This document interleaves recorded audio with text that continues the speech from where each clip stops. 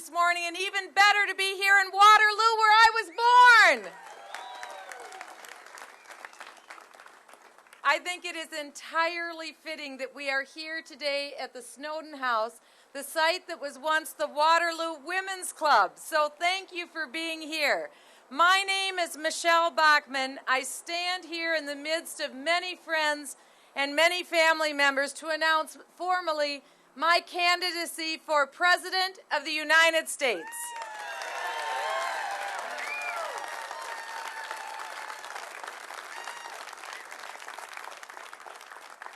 I do so because I am so profoundly grateful for the blessings that I have received, both from God and from this great country, and not because of the position of this office, but because I am determined that every American deserves these blessings and that together, once again, we can secure the promise of the future for America.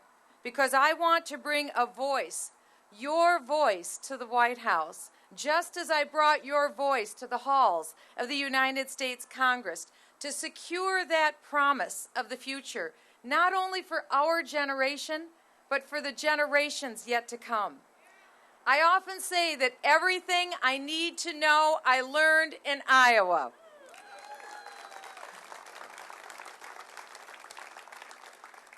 I learned those lessons at Hawthorne Elementary, at Valley Park Elementary, and at my home, which are a very short distance from where we're standing today, because this is where my Iowa roots were firmly planted. And it's these Iowa roots and my faith in God that guide me today. I'm a descendant of generations of Iowans, and I know what it means to be from Iowa. I know what we value here, and I know what's important. Those are the values that help to make Iowa, as my mother used to tell me, the breadbasket of the world. And those values are the best of all of us put together, which we must recapture to secure that promise of the future. Now, Waterloo was very different 5 decades ago when I was here. That elementary school building was much younger then, and I have to admit, so was I 5 decades ago. 5 decades ago, when I went to those elementary schools, the halls were literally teeming with young people running up and down the halls, parents who had dreams for their children and for their future, a future with promise, and parents who wanted it filled with even more opportunities than they and my own parents had known. 5 decades ago, in America, we had less debt than we have today. We had $300 billion or less in debt. A gallon of gasoline was 31 cents, and owning a home was part of the American dream. Today, that debt stands at over $14 trillion. A gallon of gas is outrageously expensive, and unfortunately, millions of too many Americans know what it is to have a home that's in foreclosure, and so those dreams are distant for many Americans.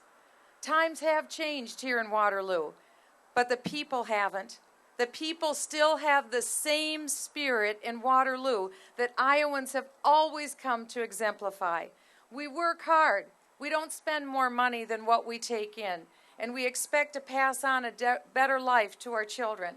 But the problem is, our government keeps getting bigger, and it makes it tougher for all of us to pass on our values and our lives to our children. And it's caused jobs to go overseas. And they are spending more of our money than we want them to, and that means that we get to keep less. So don't mistake my happy memories of growing up here in Waterloo, Iowa as pining for the past. I recognize it's impossible to turn the clock back and to go back to a different day. Instead, I want this moment to serve as a reminder of the best of who we are as a nation, and of what our values are, and what it is to make America great, to recapture its best for the promise of the future. I want my candidacy for the presidency of the United States to stand for a moment when we, the people, stand once again for the independence from a government that has gotten too big and spends too much and has taken away too much of our liberties.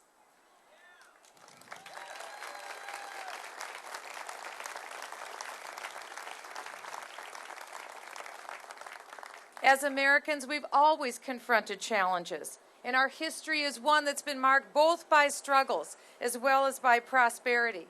My younger days, like so many Americans, were difficult, especially during the years when my mother struggled after a divorce. But we made our own way. We depended on our neighbors. We depended on ourselves. It wasn't our government that we depended on for our help, because we trusted in God and our neighbors and not in government. Americans still have that same spirit, but government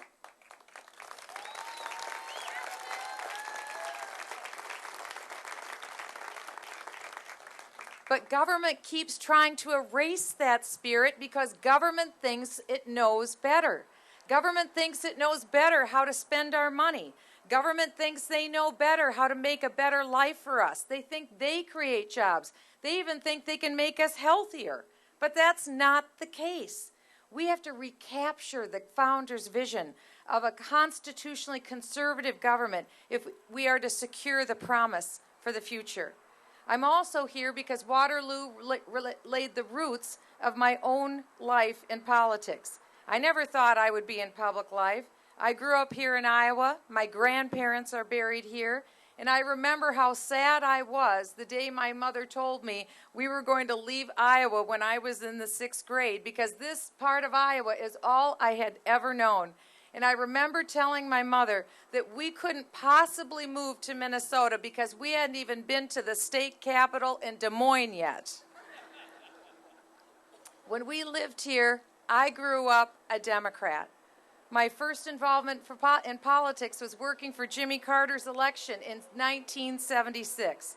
But when I saw the direction that Jimmy Carter took our country, how big spending his liberal majority grew government and weakened our standing in the world, how they decreased our liberties, I became a Republican.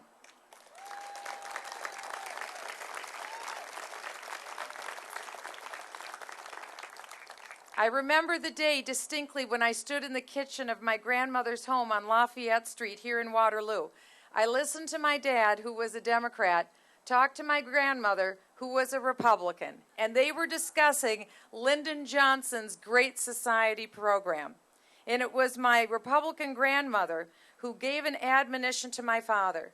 She said to him, "David, it won't be you who pays for all of these programs of the Great Society.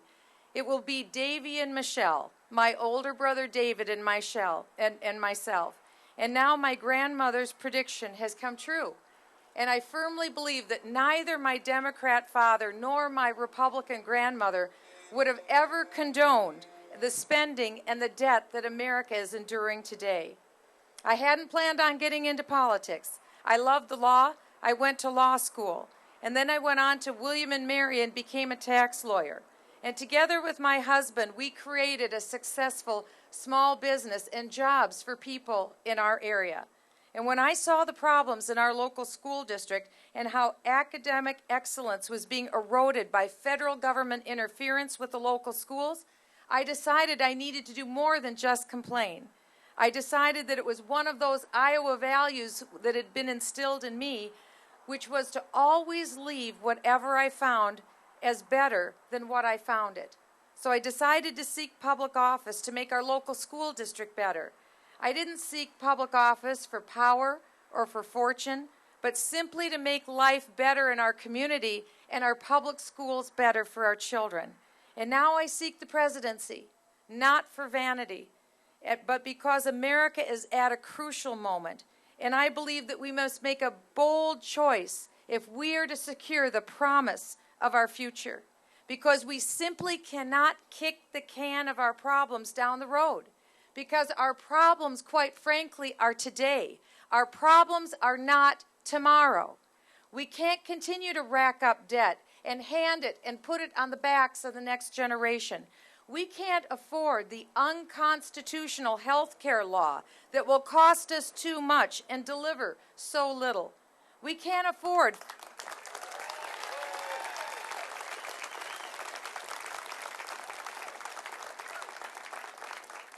We can't afford 4 more years of failed leadership here at home and abroad. We can't afford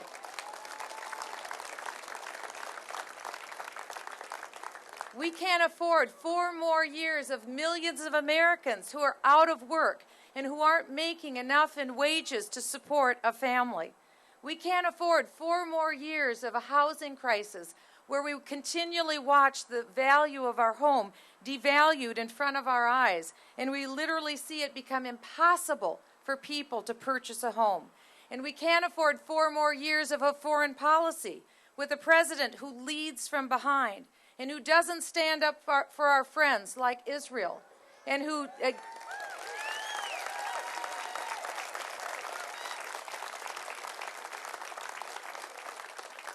too often fails to stand against our enemies. We cannot afford 4 more years of Barack Obama.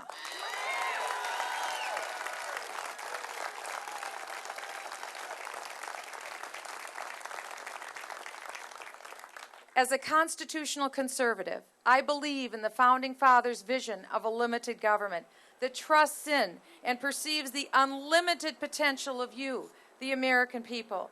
I don't believe that the solutions to our problems are Washington-centric.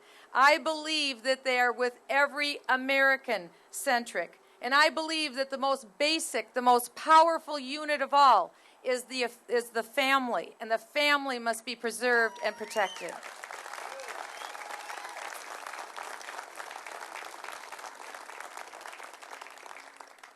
We've begun another campaign season, and it almost seems like the last one only recently ended.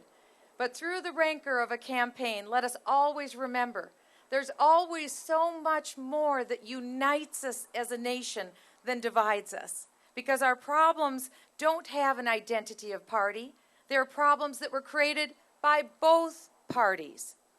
I think that Americans agree our country is in peril today, and we have to act with urgency in order to save it. Because Americans aren't interested in affiliation. They're interested in solutions and leadership that will tell them the truth. And the truth is, all of us, we, the American people, are the solution, not our government. Because this issue is about big issues. It's not about petty ones. And when all is said and done, we can't be about big government as usual, because then America will lose, quite frankly.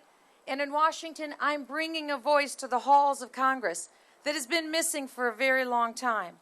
It is your voice. It's the voice of the people that I love and the people that I learned so much from as a young girl growing up here in Waterloo.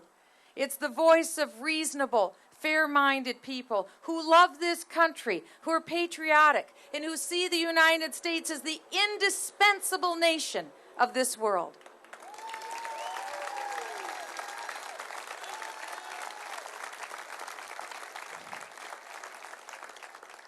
And my voice is one that is part of a much larger movement to take back our country. And I want to take that voice to the White House. It's the voice of constitutional conservatives who want government to do its job and not our job, who want our government to live within its means, not our means, and certainly not our children's means. I am here today in Waterloo, Iowa, to announce we can win in 2012, and we will win.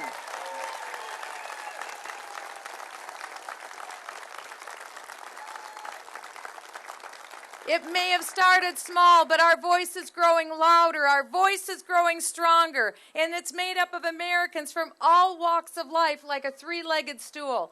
It's made up of peace through strength conservatives, and I am one of those. It is made up of fiscal conservatives, and I am one of those. It is made up of social conservatives, and I am one of those.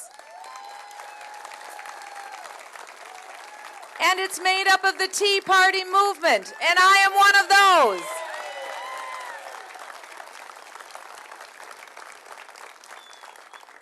The liberals, and to be clear, I am not one of those, want you to believe that the Tea Party movement is just the right-wing fringe of the Republican Party. But I am here to tell you nothing could be further from the truth. It's made up of disaffected Democrats. It's made up of independents. It's made up of people who have never been political a day in their life. It's made up of libertarians and Republicans. We are people who simply want to get America back on the right track again.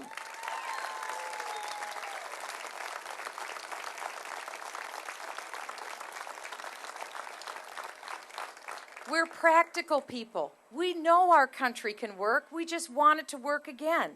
It's a very powerful coalition that the left fears, and they should, because make no mistake about it, Barack Obama will be a one-term president.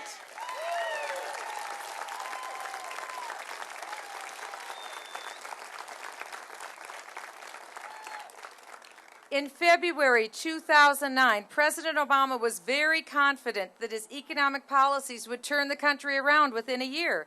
He said, and I quote, "A year from now, I think people are going to see that we're starting to make some progress.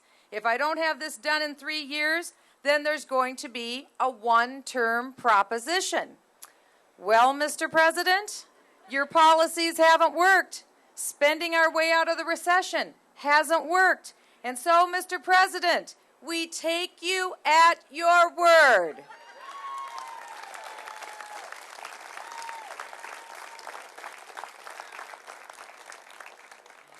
Waterloo holds a very special place for me, but it also holds a very special place for our nation, because Waterloo still and does send its finest young men and women off to fight for America and to protect our freedoms that allow us to gather here together. I honor my father, who served in the United States Air Force. I honor my stepfather, who served in the United States Army. I honor my stepbrother, who served in retired full United States Navy. We will never forget the sacrifices of our brave men and women in our military. It is part of our past that we remember.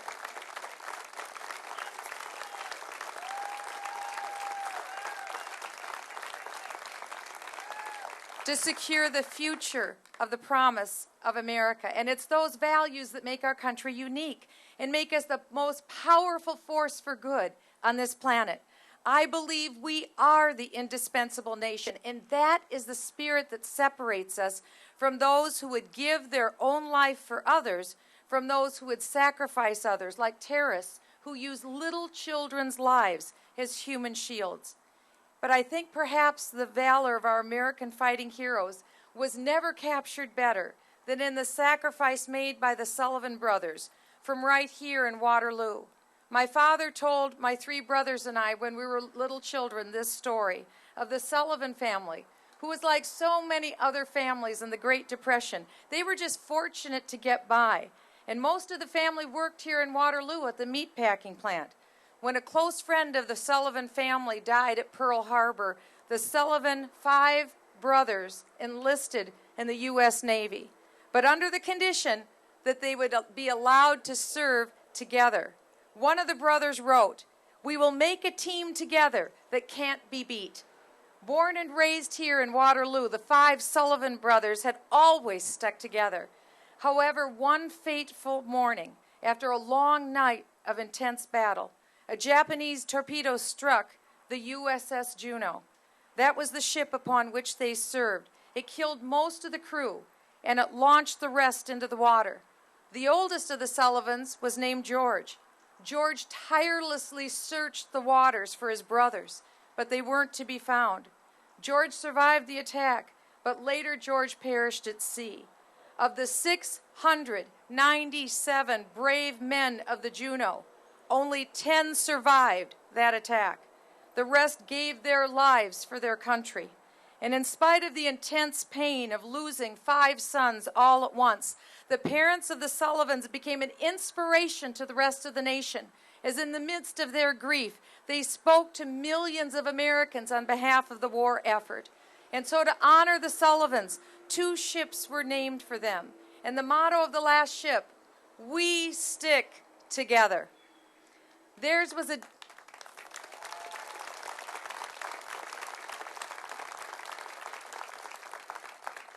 was a demonstration of the Holy Scripture which says, "Greater love hath no man than this, but that he lay down his life for his friend." That's the kind of love we Americans have for this great country. We Americans stick together. We triumph together. In the words of Daniel Webster, who said, "One cause, one country, one heart." That's the kind of commitment it will take us to face these great challenges that are before us. But I believe that the great people of this country are longing for a president who will listen to them and who will lead from the front and not from behind. I